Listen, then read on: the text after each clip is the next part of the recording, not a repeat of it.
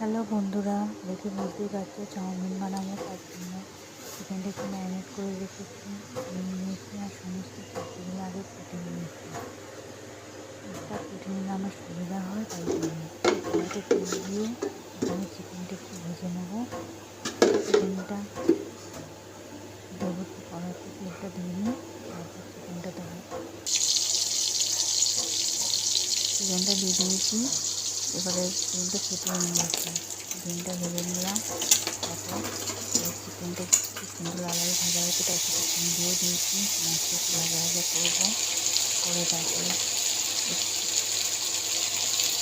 Copy আর আলু দিয়েছি, তারপর ক্যাপসিকাম গাজর দিলাম, দিয়ে সমস্তটা ভাজা ভাজা করবো। এবার ধনে পাতা কুচি নিয়ে নিয়েছি খানিকটা।